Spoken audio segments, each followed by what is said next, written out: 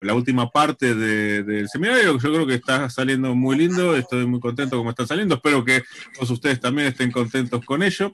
La última parte lo que tenemos es una pequeña, digamos, casi digamos mesa redonda o discusión más general sobre el legado, que es una cosa que a mucha gente le tiene preocupado, y después Roberto va a hacer unas reflexiones finales antes de que cerremos. Así que bueno, nada, les dejo el piso para ustedes.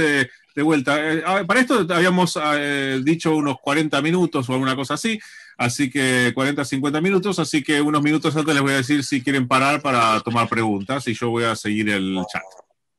Bueno, nosotros vamos a empezar con una presentación muy cortita con Laura y después viene Jerry. Básicamente, para ser muy directo, la verdad que la pregunta vos, Tommy, que hiciste sobre el final de la presentación de Burr, acerca de si el legado era solamente producto de la verdadera maraña de regulaciones microeconómicas, la distorsión que esto generaba en los precios relativos y por lo tanto el conjunto de corporaciones que después, o coalición de intereses corporativos que después hacían permanente o recurrente estos legados. Me gustaría ir directo a eso, pero no lo voy a hacer, sino que voy a ir un poquito más estructurado. Mi respuesta es que esos son muy importantes, pero los macro también. ¿Por qué? Y te doy solamente un ejemplo, sorry que empiezo por esto, pero suponte vos que el sistema financiero aprende a apropiarse de parte del impuesto inflacionario. Tenés a alguien ahí que va a obstruir posibles, salvo que vos les traigas todo con encaje, pero digamos parcialmente siempre te queda algo de las cajas de ahorros, etcétera. Va a haber alguien que, lo mismo cuando tenés regulaciones fuertes sobre ese sistema financiero, aparece lo que eran los adelantos en la segunda época de encaje 100%, que también tienden a favorecer las regulaciones. Y lo mismo pasa con las instituciones fiscales. Una vez que vos generás varias tesorerías y te desacostumbras al presupuesto, existen un conjunto de actores que se benefician de esa ausencia de controles y de ese deterioro de la institucionalidad y que por lo tanto tienden a bloquear la vuelta a la institucionalidad. En el libro, en el capítulo de Roberto, hay una parte muy instructiva, después voy a volver a eso, pero donde habla de cómo estos intereses corporativos se llevan a cabo en el tiempo. Yo creo que es una parte muy importante de la discusión. Roberto pone más énfasis en algunos de los precios relativos distorsionados desde el punto de vista micro, los intereses sindicales, empresarios, de servicio del Estado, etcétera. Yo creo que esos otros macros que vos un poquito cuestionabas, creo que también existen. Pero dejadme, voy a volver al inicio porque tengo muy poquitos minutos y quiero decir, muy por cuestiones de brevedad, yo me voy a centrar al comienzo solamente en políticas y consecuencias, dejándole un poquitito al resto ciertas reflexiones, sí poniendo énfasis en aquellas que son transitorias y las que perduraron, y tratando de poner énfasis a medida que hablo entre las que fueron idiosincráticos y las que no fueron idiosincráticas. No voy a hablar de motivaciones, porque ha abundado en la bibliografía. Yo creo que requiere discusiones más profundas y muy fundamentadas en archivos, en una búsqueda documental profunda para trascender meras suposiciones, ¿no? Del tipo Perón tomó tal o cual medida porque esperaba un tercer conflicto global, o debido a sus necesidades políticas de afianzarse en el poder, o quería reformar la Constitución y posibilitar su reelección. No digo no son válidas, digo que yo me refería a los hechos porque creo que todas ellas merecen un análisis muy detallado. Creo que la bibliografía más moderna, digamos, posterior a Díaz Alejandro, la que hizo Roberto, etcétera, yo creo que hasta se ha abundado un poco demasiado en ese tipo de interpretación, en un intento de racionalizar ciertas medidas que en alguna medida fueron producto de simplemente de malas políticas o irracionalidad. Voy al primer hecho que me gustaría establecer. El crecimiento del gasto como evolución del sector público, y esto es el porcentaje del PIB con datos de Geral, que como decía Marcela, a veces cambian un poco de acuerdo, pero esto es total del sector público. Era un hecho previo a Perón, la Argentina, que crecía en base a inversiones y exportaciones, como se leo Roberto hoy, con una altísima proporción de la inversión en relación al producto, era muy inferior en términos de proporción del producto. La Gran Depresión da origen a una expansión o refuerza esa expansión a más de gobierno que venía de la Primera Guerra Mundial, y esto sube muy fuertemente en el gobierno peronista, más allá de la contracción que se realiza después del 52. Quiero decir acá alguna cosa que se mencionó. Si uno mira la totalidad, al principio era gasto corriente, transferencia, aumenta gasto capital, pero una característica de esto es que se hace muy procíclico el gasto, y cuando uno mira gastos anuales y mira después del 52, uno ve que una fuerte parte del ajuste se lleva a cabo sobre los gastos de capital, provocando un deterioro en la inversión y un deterioro en los servicios del Estado, en particular de las empresas de servicios públicos nacionalizados, fenómenos que son descritos con toda crudeza en el informe Previch, al cual la verdad que cuesta agregarle cosas cuando se refiere a un país descapitalizado, sin transporte ni energía, sin nueva maquinaria, con atraso tecnológico, inflación rampante, escasez de petróleo y agroindustria. Cuando habla de todo eso, parte de eso está vinculado con algunas de las características que adquiere el gasto, que es este aumento del gasto particularmente corriente en la segunda mitad, y que adquiere características fuertemente procíclicas. La segunda es algo que se ha vuelto agudo, que es el aumento en la presión tributaria. Acá los periodos que hemos elegido son diferentes, pero aún para la guerra todavía se mantenía una presión tributaria baja. Sin embargo, como se mencionó después, comienza una escalada en los ingresos tributarios, primero a través de impuestos directos, pero luego se incorporan con impuestos a los réditos y ganancias eventuales, pero después se incorporan impuestos indirectos como el impuesto a las ventas, y se sube los aportes y contribuciones patronales, es decir, que esto se generaliza hacia diferentes tipos de tributos, y crecen los recursos no tributarios. El déficit del sector público había estado presente aún en periodos como la Primera Guerra Mundial, en los años dorados, que yo llamo al interregnio hasta la Gran Depresión, que comienza a mediados del 28, cuando la Argentina crece, digamos, financiada con financiamiento externo, pero con inversión y exportaciones como principales líderes de la demanda. Pero esto se hace muy fuerte, sobre todo en el periodo inicial 46-48. Ya para fines de la guerra había tenido proporciones importantes y decrece en algo hacia el segundo peronismo, producto de las medidas tomadas después de la crisis del 48 y la sequía del año 51, con las medidas tomadas de Hacienda. Creo que en esta revisión muy rápida de los principales hechos y aquellos eventos que aparecen durante este régimen que podemos ubicar en el 43 con la Revolución Nacionalista y que se intensifica en los primeros años del peronismo, creo que también hay un cambio en la composición del financiamiento, y acá nos estamos refiriendo, he tomado este cuadro del artículo de Katz, José Luis y Grillo, donde se habla solamente del gobierno nacional, pero donde se muestra que el 58% de los déficits se financiaba, digamos, de algún modo, vaciando las cajas provisionales y en alguna medida cambiando los títulos del Banco Central, que habían dado una gran, yo diría, un buen volumen al mercado doméstico con certificado de participación, etcétera, por títulos que se llevan a cabo en un canje, que tienen fuertes pérdidas durante el canje y además producto de su rendimiento.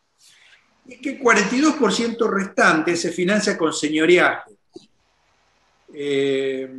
lo cual tiene como consecuencia, y vamos a ver, un comienzo de la huida del dinero, minando la función del valor del dinero como reserva de valor, un punto que hace con mucha fuerza Jerry y su coautor en su capítulo, y llevando al señoreaje se recaudara fundamentalmente con impuesto inflacionario. Hasta ese momento, como hacemos en el cálculo que presentamos nosotros, el señoreaje rondaba 5 puntos del producto para el fin de la Segunda Guerra, pero la mitad se financiaba con aumento en los saldos monetarios reales y la otra mitad con impuesto inflacionario, lo cual hacía que la tasa no fuera tan elevada,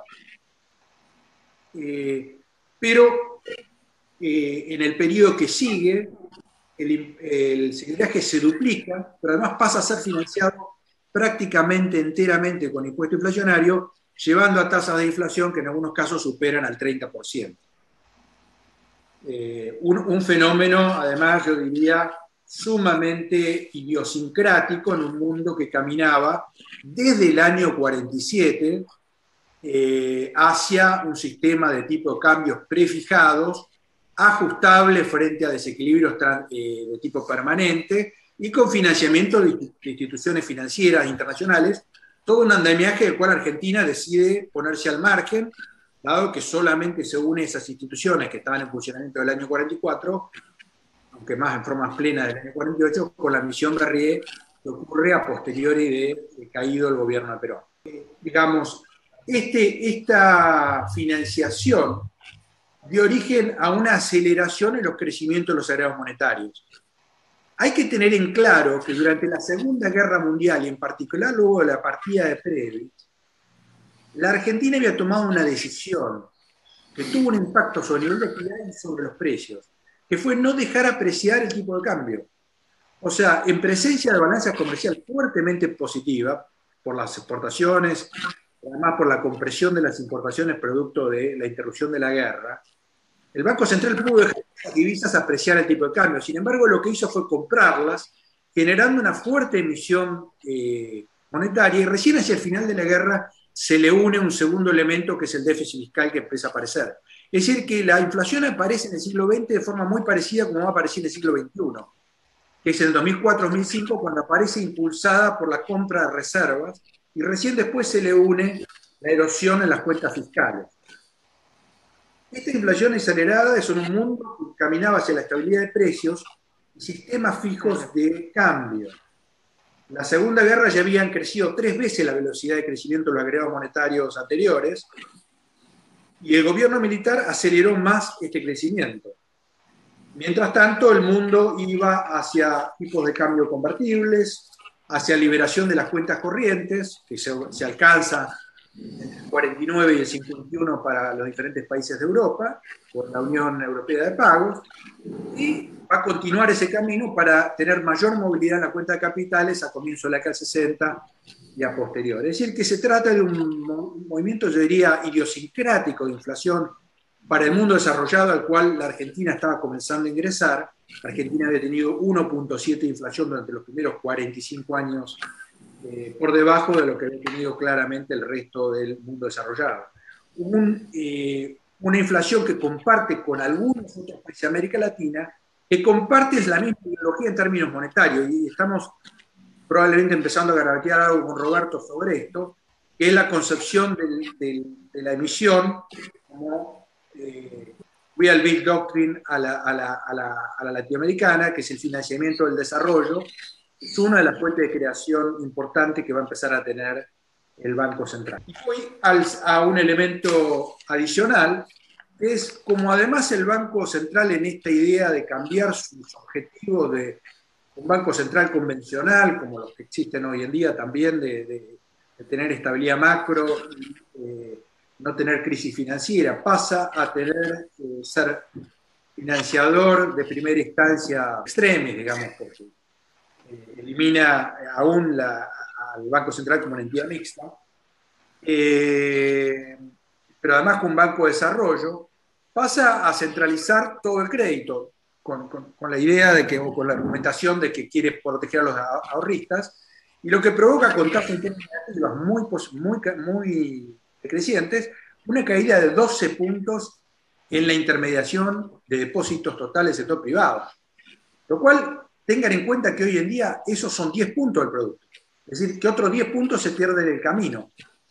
Pero la caída de 12 puntos es de una magnitud, es como todo el sistema financiero actual. Y eso se produce especialmente en aquellos que sufren más la inflación, que son las cajas de ahorro, un sistema convencional, como lo mostraba hoy Jerry a la mañana, donde se pierden 7 puntos de esos 12, cuando uno toma la Segunda Guerra Mundial comparado con el segundo periodo del peronismo. Creo que esto es una consecuencia directa de esta idea del Banco Central como Banco de Desarrollo. Desgraciado. La segunda es, junto con esto va ocurriendo la desmonetización de la economía, cae casi 7 puntos entre puntas los agregados monetarios, depende de qué agregado monetario tenemos, y por lo tanto para financiar igual cantidad de impuesto inflacionario, en lugar de hacerlo con una variación en la cantidad de saldos reales, que es lo que produce el Banco Central, se hace enteramente con impuesto inflacionario. Pero además no es la misma cantidad, sino que se duplica, con lo cual el problema sobre la tasa se agrava y da origen a algunos de los problemas que vemos a continuación, que es la tasa de inflación comparada a la de países que antes habían sido un poquito más inflacionarios que la Argentina, pasan a ser completamente diferentes y se transforman en un fenómeno muy distinto que en el pasado.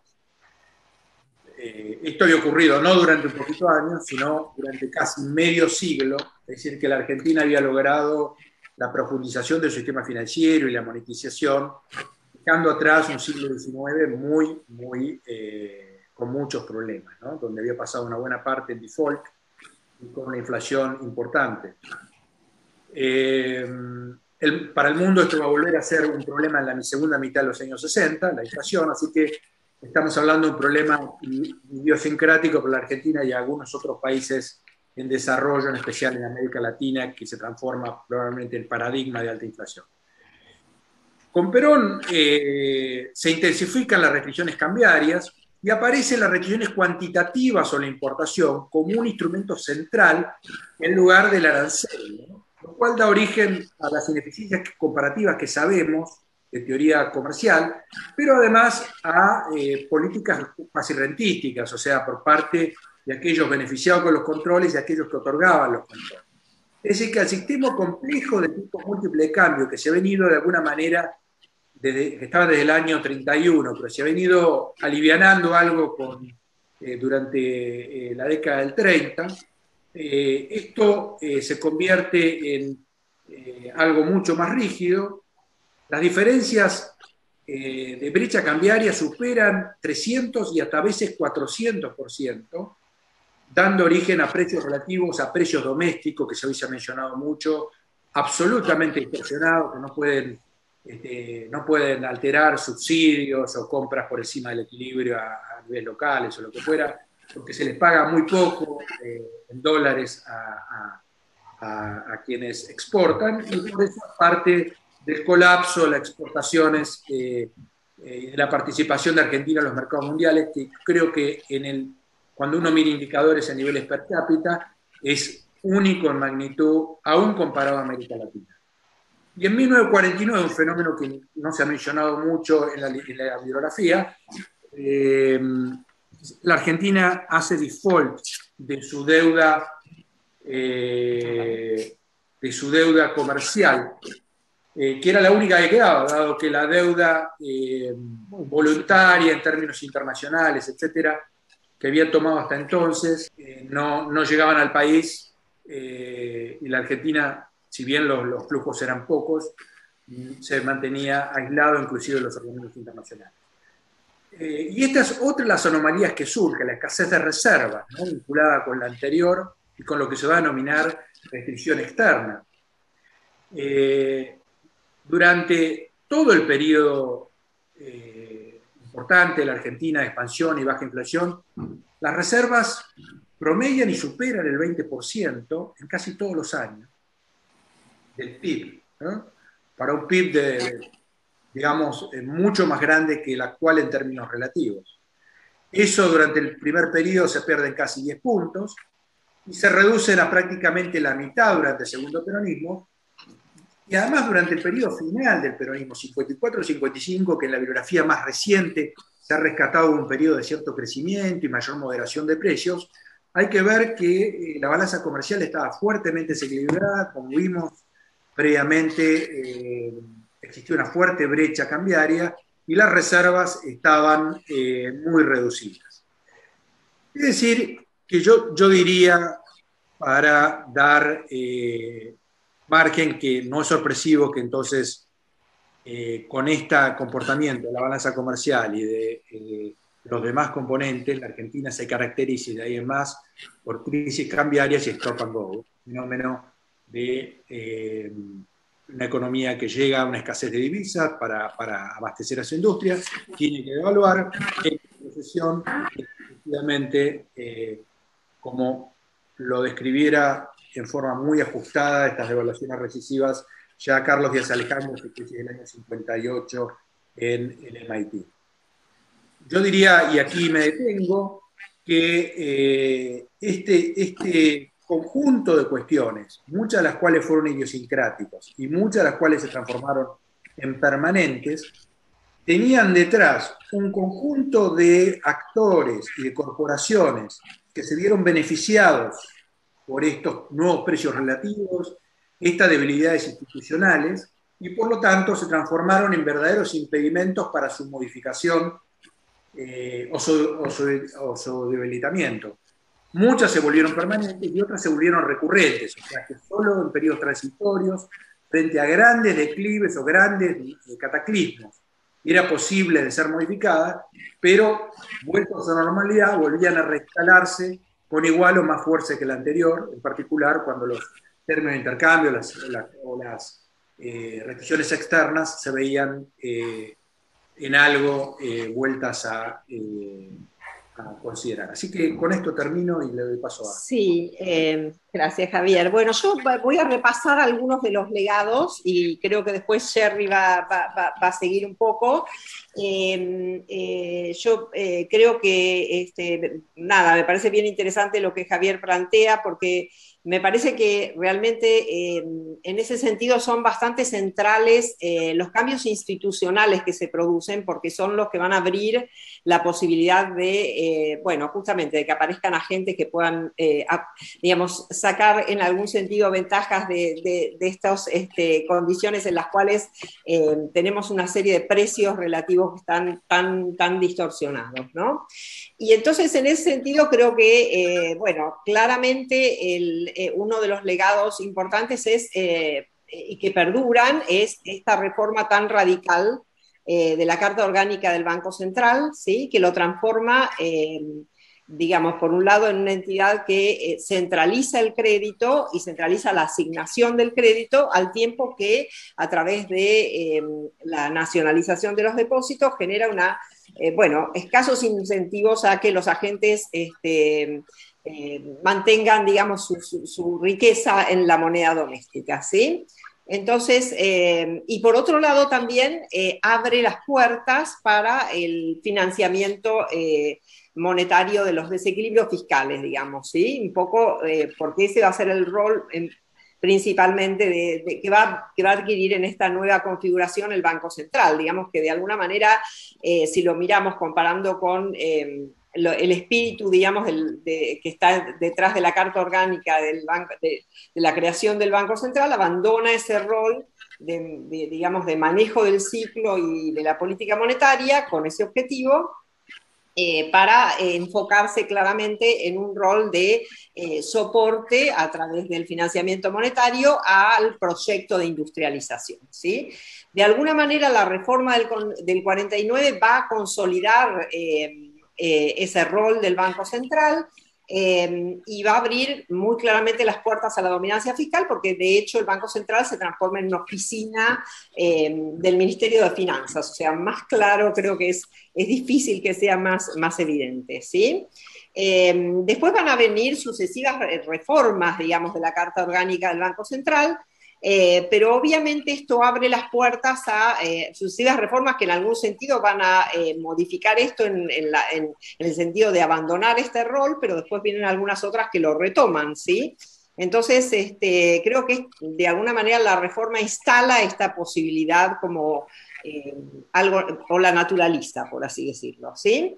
Y después está todo lo que en el plano de los mercados financieros, bueno, un poco todo lo que el capítulo que es bien rico en ese sentido de Gerardo y de Eduardo Corso, en el que también vemos cómo, digamos, un sistema financiero que tenía un cierto grado había alcanzado un cierto grado de profundidad, donde parte de los portafolio de la riqueza de las firmas y de las familias estaba denominado en la moneda local, y de alguna manera esto además permitió digamos, que hubiera un mercado de deuda con una madurez nada significativa.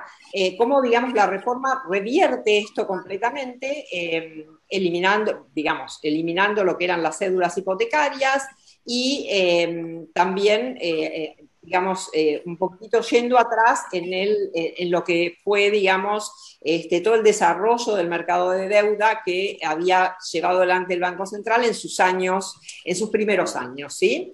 Entonces, esto también me parece que hay un aspecto que es interesante, que es, bueno, para una economía como Argentina, digamos, la reforma del 35, en mi opinión, implica un avance en la dirección de dotar a las políticas públicas de instrumentos contracíclicos, ¿sí? Y creo que en ese sentido la reforma es realmente un retroceso, ¿sí? Porque lo que de alguna manera sucede es que digamos, el gobierno o el Estado pierde, digamos, instrumentos valiosos que eran de estabilización que se habían creado y que eran incipientes, pero que tenían, digamos, bueno, un futuro, ¿no? Y eso se pierde porque, bueno, justamente por lo que decía Tommy, de repente, digamos, nada, esta intervención tan fuerte sobre los mercados financieros va a llevar, digamos, a que, bueno, los activos en pesos ya no tengan la rentabilidad que podían tener, va a llevar a un fenómeno de inflación y esto obviamente va a llevar a una huida y una pérdida de valor de la moneda doméstica, ¿sí? Y entonces esto, bueno, el resultado de esto es una declinación de la intermediación financiera. Esto, digamos, es un fenómeno que además perdura porque Argentina no vuelve a los niveles previos de monetización, y de alguna manera también el fenómeno del impuesto inflacionario, que si uno mira hacia adelante estas dos series de tiempo, el fenómeno es recurrente, ¿sí? Entonces uno puede mirar un poquitito estos periodos y ver cómo, bueno, el fenómeno del impuesto inflacionario se aquieta y retorna. En el medio de todo esto vamos a tener sucesivas reformas del Banco Central que van a tener idas y vueltas en relación al rol del Banco Central, ¿sí? Pero de alguna manera se naturaliza, bueno, por ejemplo, el fenómeno de la financiación del fisco a través de impuesto inflacionario, y a la vez también la desaparición o la extinción de los mercados de deuda hace que las políticas públicas tengan menos instrumentos para poder bueno, lidiar con el problema de la inflación o con los efectos de cambios de precios relativos significativos, como los términos del intercambio, ¿no? Y acá vuelvo que bien. Entonces, yo un poquito lo que quería cerrar un poquito es, bueno, en algún sentido uno puede decir que las reformas de Perón no estuvieron desvinculadas de lo que prevalecía en el mundo, en el sentido de una cierta direccionamiento hacia mayores regulaciones y un creciente peso del Estado en la economía, ¿sí? Esto ocurrió en la Argentina y en muchos otros países. Sin embargo, hubo rasgos inéditos, ¿sí? Y estos son los que, bueno, voy a enumerar: la centralización y la asignación del crédito directamente a través de un banco central, la centralización del comercio y una fuerte intervención sobre los precios de exportación del país, ¿sí? Digamos, la generación de un sistema muy complejo de cambios múltiples y que persistentemente se apreciaban, y niveles de desequilibrio fiscal y financiados a través de recursos bastante poco transparentes, de recursos no tributarios, básicamente las cajas previsionales y los redescuentos del Banco Central. Bien. ¿Sí? Entonces yo creo que a través del libro un poco lo que va pasando es que el libro explora a través de los distintos capítulos cuáles fueron los efectos inmediatos de esta reforma. Aparece la inflación como un fenómeno notable y aparece, bueno, también el surgimiento de otro rasgo recurrente para Argentina, que son las crisis de stop and go, ¿sí? Entonces hay herencias que tienen que ver con el problema de la dominancia fiscal, la desintermediación financiera, la desaparición de los vehículos de ahorro y de la posibilidad de tener mercados de deuda, ¿sí? Además de, bueno, muchos que tienen que ver con cuestiones más micro que quizá Gerardo va a enfatizar más. Y entonces, esos serían los rasgos que podríamos resaltar. Desintermediación financiera, ausencia de mercado de deuda, dominancia fiscal y el fenómeno de la alta inflación y las crisis externas recurrentes, ¿sí? Y bueno, en el plano de las políticas sociales también y sectoriales también tenemos una serie de distorsiones que van a inflexibilidades que van a probar ser muy difíciles de remover. Y bueno, también la cuestión del proteccionismo comercial y todos sus efectos negativos sobre la incorporación tecnológica. Digamos, tenemos, uno debería pensar que todo esto podría haber limitado el crecimiento de la economía argentina. El fenómeno de la lentificación del crecimiento empieza después de la Gran Depresión. Y continúa, digamos, ¿sí? Posiblemente se desplome en 1975. Digamos, es difícil no asociar a algunas de estas reformas digamos, la recurrencia de algunos rasgos que surgen a través de los distintos capítulos de este libro, ¿sí? Bueno, ahí creo que ya cierro y lo dejo a Jerry que siga. Bueno, gracias. Como le voy a dejar el final a Roberto para que remate con su simpatía por la economía de Perón, digamos. Yo voy a hacer algo muy sui generis. Y la parte sui generis, como estamos hablando, creo que el capítulo de esto era el legado de Perón o la persistencia de las políticas de Perón en los últimos 70 años, ¿no? Entonces les voy a contar lo siguiente. Yo en el año 1999, iba a colación de lo que decía Juan Luis Burel, empecé a dar un seminario de economía política argentina en la Universidad de Itela, esto es hace 22 años, y obviamente enfrentaba, ¿qué hice? Era muy sólido, digamos, en la historia económica hasta el año 35, estudié los libros de Javier, hicimos un paper juntos con Javier, mamé de todo lo que hizo Roberto Cortés Conde en sus libros, ¿viste? Para llegar hasta Alfonsín, que era el momento ahí, y Díaz Alejandro. Entonces, de una manera... Y recuerdo que mi sensación, yo enfrentaba en el año 99 chicas y chicos que tenían básicamente 24 años, era cruzado, que habían tenido 14 años durante la última hiper y durante 8 años no habían tenido inflación, habían tenido inflación cero. Entonces yo me preguntaba con inflación cero, con la convertibilidad, con un Menem que había hecho reformas de muchas cosas inconclusas, como que la parte de la enseñanza, por ejemplo, de Perón y de todas estas distorsiones, los stop and goes, era casi como una curiosidad anecdótica, no anecdótica, pero una curiosidad que yo internamente pensaba que nunca iba a volver.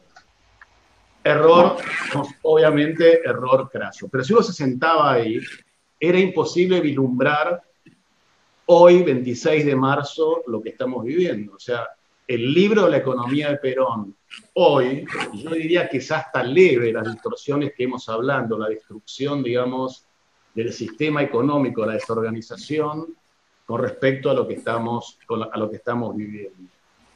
Entonces también me preguntaba, y ahora voy al legado, también me preguntaba básicamente qué hubiese ocurrido si hace 22 años hubiésemos presentado con fuerza la economía de Perón como un semáforo de cuidado para decir que básicamente volvimos al mismo tipo de problemas en un mundo diferente al cual estábamos. Primero, un populismo que básicamente quiere mantener salarios reales que son independientes de cualquier concepto de productividad, y vos voy a lo tuyo, Tommy, o sea, independientemente de cualquier concepto de productividad, quiere mantener básicamente pleno empleo al mismo tiempo, independientemente de toda consideración, digamos, de inversión. Tercero, piensa que el Estado se tiene que recostar sobre los demás, todos los resortes de la economía. Y además, a nivel micro, hemos legado rigideces fenomenales en el mercado laboral, rigideces obviamente muy grandes en el sistema de seguridad social,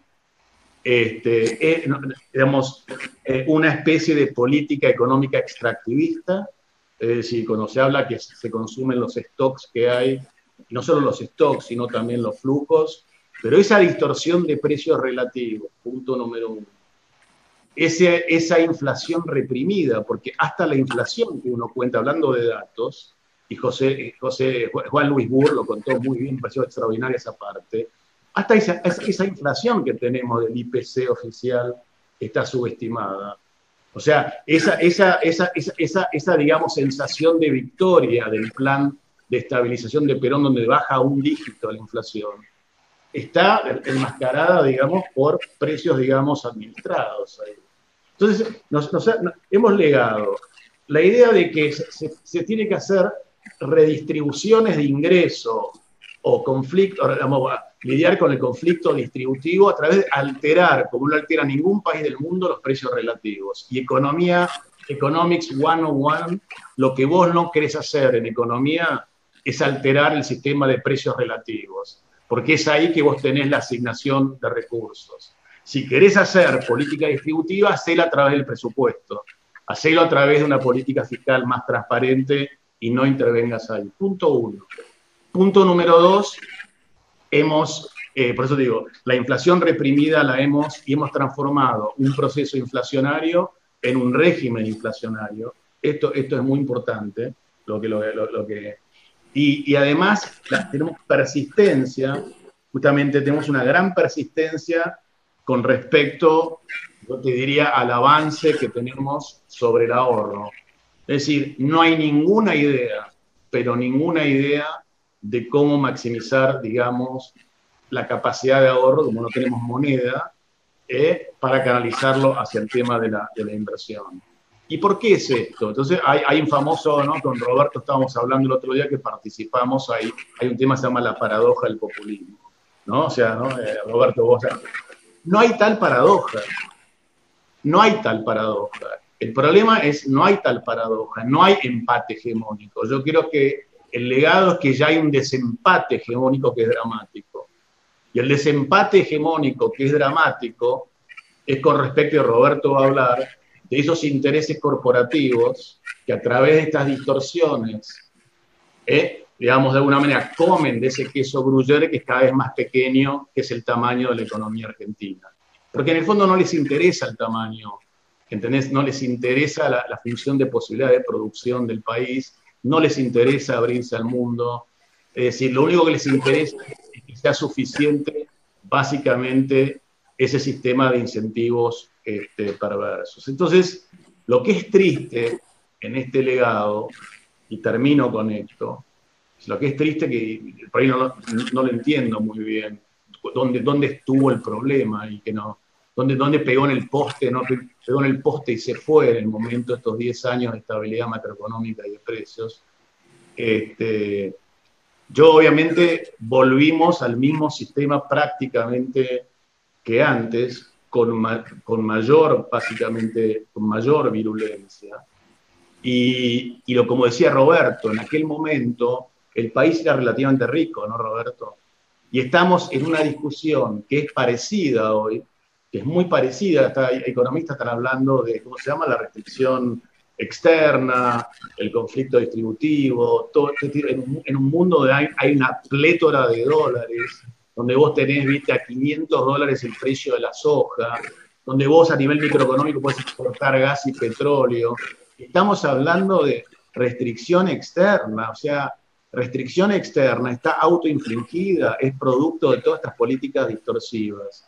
O sea que no solo hemos heredado un problema, digamos, en el sentido, no sé cómo decirte, de una cierta dinámica económica por errores, digamos, y por no poder desmantelar ese sistema de intereses, sino que hemos heredado hemos heredado fenómenos sociológicos, hemos heredado, ¿no?, temas sociológicos, temas culturales, de más derechos que obligaciones, hemos heredado temas sobre la relativización del derecho de propiedad, hemos heredado, digamos, un menosprecio por la estabilidad de instituciones y la estabilidad de reglas de juego. Y por lo tanto, yo termino aquí. Yo creo que la economía, he aprendido muchísimo en la economía de Perón, porque para mí, yo prácticamente te diría, es difícil hacer un contrafactual, pero mi conclusión, no, por lo menos a priori es, ¿cuándo se jodió la Argentina? Se jodió entre el 46 y el 55, o entre el 43 y el 55. Para mí, ahí, de las series que yo veo de todo lo que yo veo, ahí vos tenés realmente, digamos, prácticamente algo que es muy difícil de revertir. Pero eso se lo dejo a Roberto para que lo comente. Roberto, ¿querés seguir vos entonces? Te dejó todo servido, Jerry, para que hables. ¿Empiezo? Sí, dale. Hay pocas cosas que decir más a esta síntesis que han hecho muy bien tanto Laura como Javier y Jerry. Simplemente yo quería dar énfasis a un punto que me parece muy importante, que no es tanto lo que fue la economía de Perón, que debe analizarse, sino es algo que sería para otro libro. ¿Por qué fracasaron todos los planes de estabilización que se dieron a partir del mismo Perón en 1952? Y ahí me parece que explica, el análisis de estos fracasos, explica que este es un problema precisamente de acción colectiva, un problema de political economy, que tiene que ver con el hecho de quién carga el costo de una decisión colectiva que va a castigar probablemente en forma política al que la tome. Recién hemos visto en una gestión última que los pequeños esfuerzos de hacer algunos ajustes en los precios relativos terminaron con una impopularidad brutal. Poner las tarifas al nivel de los costos, esto lo sabe muy bien los que trabajaron sobre eso, entre otros Enrique, ha sido un esfuerzo enorme en la Argentina. A Frondizi tuvo que militarizar con las huelgas que tuvo por los ferroviarios. Y entonces me parece que el problema acá es que se ha armado una coalición de intereses contrarias a cualquier innovación, cualquier ajuste en la economía, y esa coalición parte de una creencia que hay en la sociedad argentina, que es un problema cultural. Por eso coincido con Jerry, en que la Argentina es tan inmensamente rica, que tiene un agro tan productivo, que puede seguir sacando de ahí, como si fuera una mina, todos los recursos. Es un poco lo que yo llamo el modelo minero del galeón que venía de América y que iba con la plata americana a España. Si yo iba a recibir eso, podía gastar lo que quería, y eso le dice a Felipe II de España a severas crisis de pagos, a pesar de que tenía el oro americano.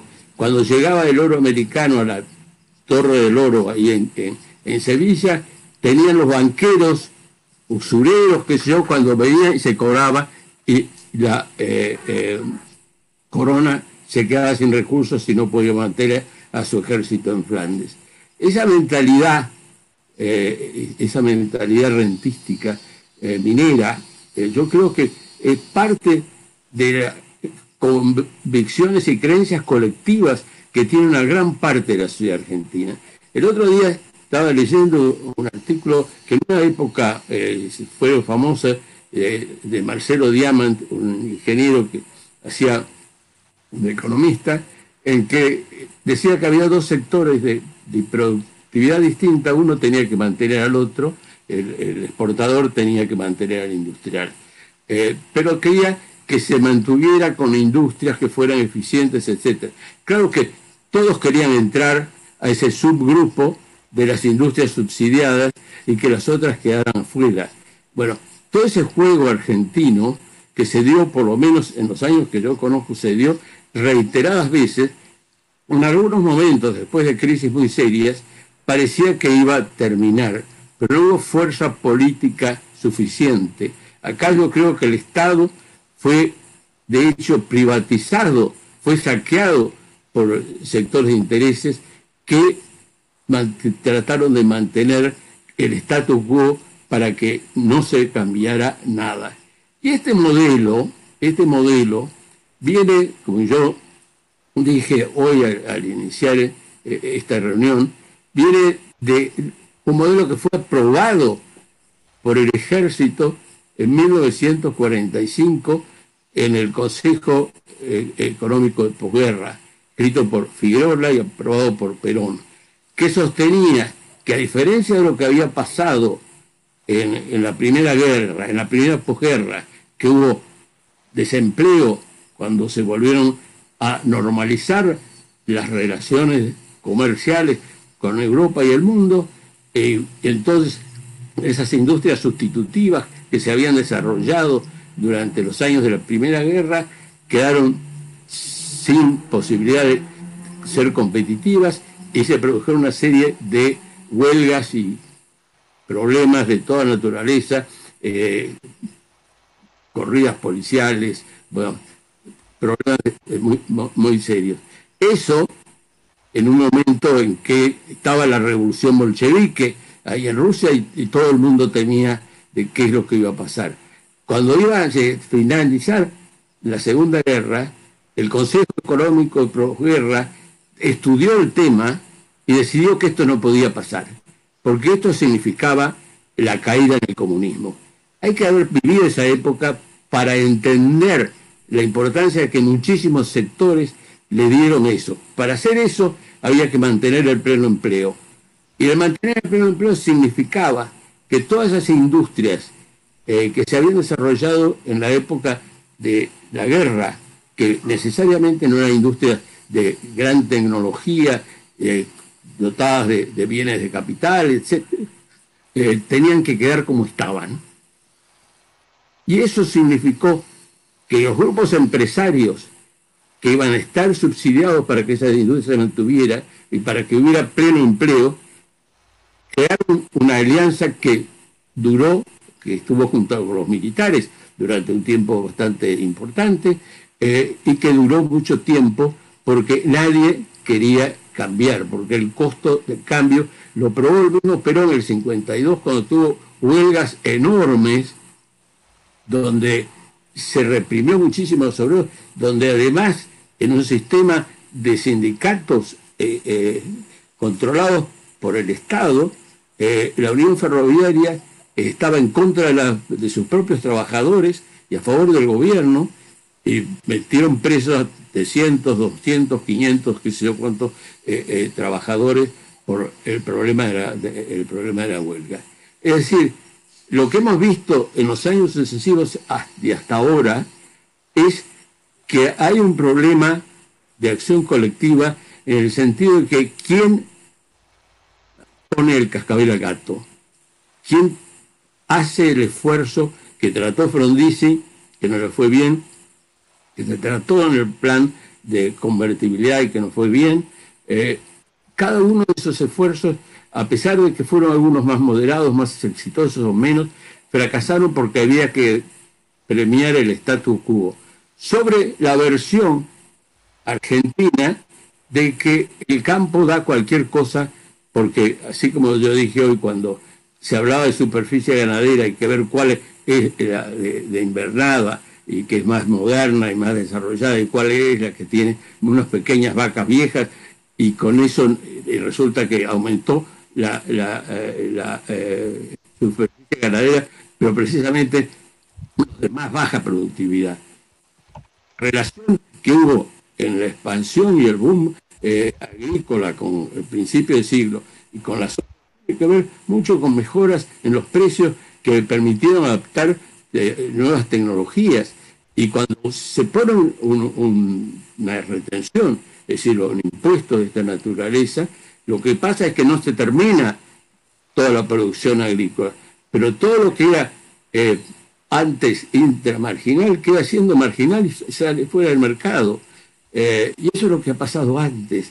Y esto ha llevado a que el modelo funcionaba, el plan de emergencia del 45, mientras el sector exportador pudiera seguir enviando divisas. Y se vio, y estas son las crisis cíclicas del París-Siga, que esto daba hasta un cierto punto donde las exportaciones no seguían subiendo, mientras la demanda de insumos industriales seguía y continuaba. Esto me llevó a mí, que creo que hay que necesidad de explorar esta parte de political economy. Hay todo el trabajo de Olson sobre acción colectiva, y que para mí muestra no que tenemos un Estado fuerte, tenemos un Estado débil, apropiado por determinados grupos de intereses que ahora quieren crear consejos donde de productores y trabajadores, etcétera, donde se lleguen a acuerdos para poder salir. Y se cita el caso de la Moncloa en España, cuando es falso.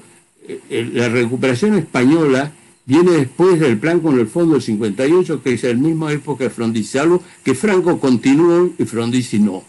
Las reformas que se hacen en España se hacen antes de que cambie el régimen político.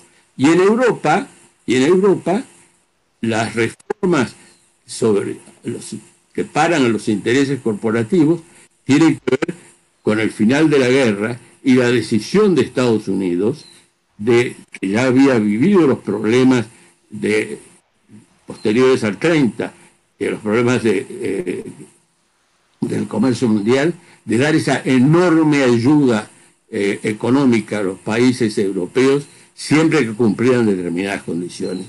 Pero no fue solo el plan Marshall lo que terminó toda la lucha corporativa, que en Alemania había sido muy importante y que no sirvió en cambio para Inglaterra, que había ganado la guerra y donde los intereses corporativos continuaron durante años con un crecimiento más pequeño. En Alemania no fueron las corporaciones, fue el hecho de la vecindad a la Unión Soviética, que los obreros alemanes se pusieron enseguida de acuerdo y fueron de los más productivos del mundo. Así que, siendo en el caso, lo planteo este ejemplo por un caso de acción colectiva, a veces hay fenómenos externos que terminan esta especie de lucha anárquica en Argentina por quien logra una renta monopólica, tomando acceso a un mercado que se le queda simplemente para ese solo actor. Creo entonces que, terminado esto, no encuentro, y esta era estas palabras finales, no encuentro una forma lógica de explicar solo económicamente. Creo que acá hay un problema de acción colectiva donde es muy difícil ponerse de acuerdo, y creo que para que eso se solucione se necesitaría un agente que sea independiente de esos interesados, lo cual se supone que es el Estado, pero en este caso no, porque es un Estado sometido a los intereses corporativos. Gracias.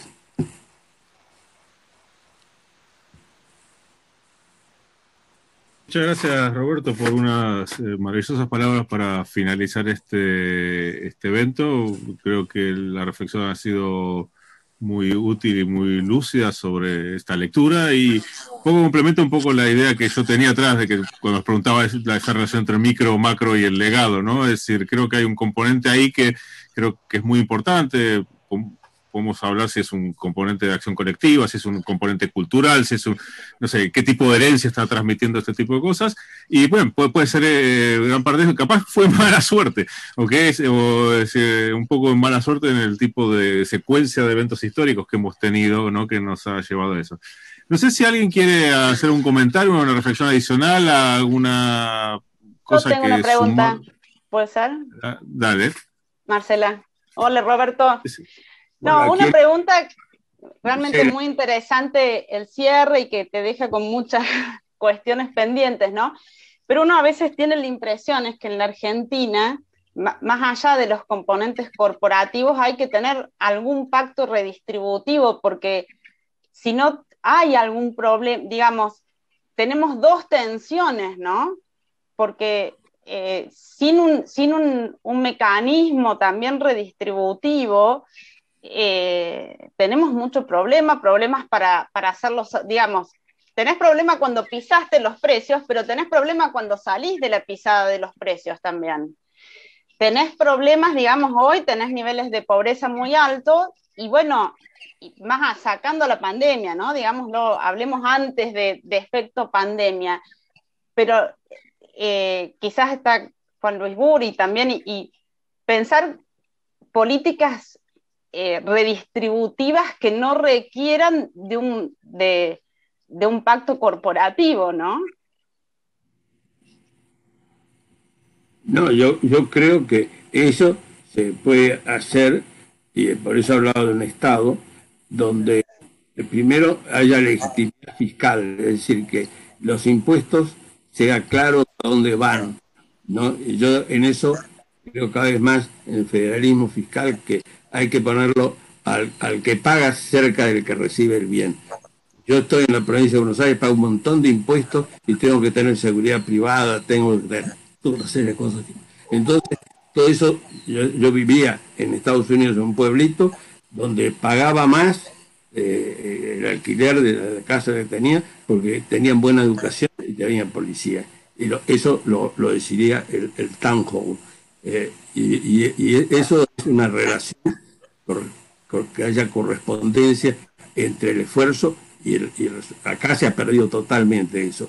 Lo que yo digo, esa consistencia, esa necesidad de un acuerdo tiene que hacerse a otro nivel, no entre los grandes empresarios que han vivido a costa de subsidios del Estado, como pasó con el 2001, cuando se especificó toda la deuda. Algunos empresarios que figuran todavía en la política llevaron una cosa que iba a tener un límite pequeño para la especificación a dejar sin ningún límite. Fueron ganancias enormes, como pasó en otras crisis. Entonces, el problema es que todo eso no se arregla solo pensando que se le ponen más retenciones al sector agropecuario. Eso me parece que ha sido el error totalmente de ubicación de una sociedad que es muy urbana, que no conoce más de lo que pasa en el campo, salvo cuando va en auto y ve de golpe una vaca, y que no sabe si es vaca, si es toro, si es cualquier cosa, y piensa que ahí está la gente inmensamente rica y que por eso tiene obligación. No dudo que hay gente inmensamente rica, pero también hay gente en otra cosa, y como pasó, y hay un montón de chacareros que trabajan de sol a sol y se esfuerzan muchísimo. Bueno, en algunos de esos, el tema es que después de un tiempo, en vez de invertir y poner fertilizantes y mejorar todo, dicen, bueno, hasta luego, yo no pongo un peso más y que todo siga como pueda. Bueno, eso es lo que pasa, ¿no?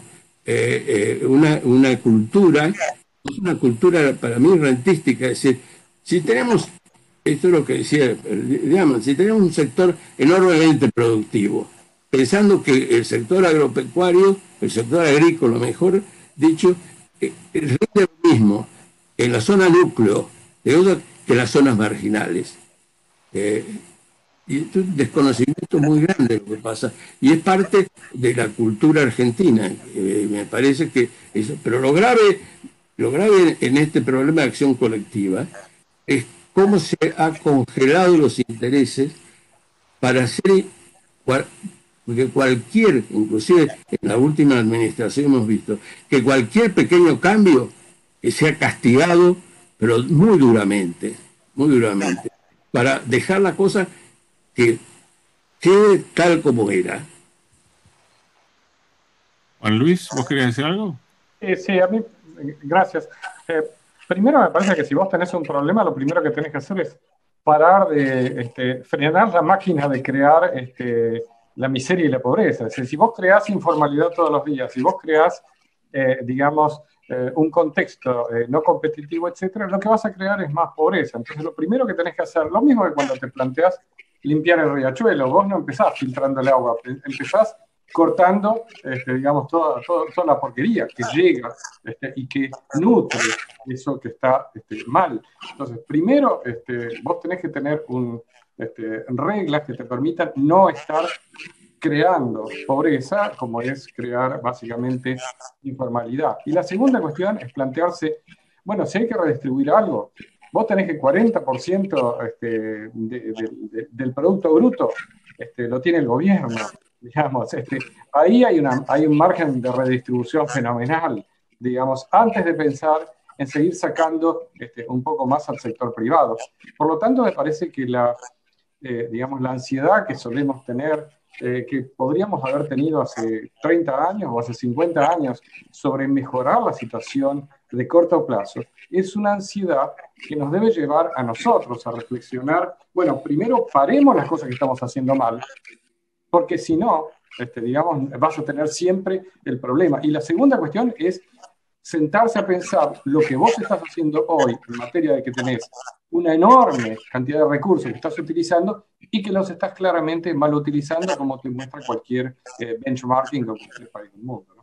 Pero te digo una cosa, parar lo que estás haciendo mal toca intereses de muchos, no es una cosa simple. En el fondo vos hablás del mercado informal. El mercado informal es un resultado del monopolio que tiene el mercado formal los sindicatos. Es decir, vos tenés tal cantidad de situación privilegiada dentro del mercado formal que el empleo no se amplía, pero el que está dentro tiene la ventaja, entonces no deja entrar al de afuera. Entonces ahí tenés el primer problema de la pobreza. ¿Cómo haces, te das cuenta, para ampliar el mercado de trabajo, para que los informales también entren? Porque con las actuales regulaciones y en la forma en que los sindicatos han obtenido unas enormes ventajas, por lo menos en relación a otros, yo no estoy diciendo más o menos, etcétera, pero en esa situación hay dos mercados distintos, mercados de trabajo distintos. El uno, controlado por los que tienen, desde la ley sindical que les da el control absoluto al sindicato único por rama, lo tienen ellos. Eso lo se ve todos los días ahora. Una pequeña interrupción, no sé si terminaste, Roberto.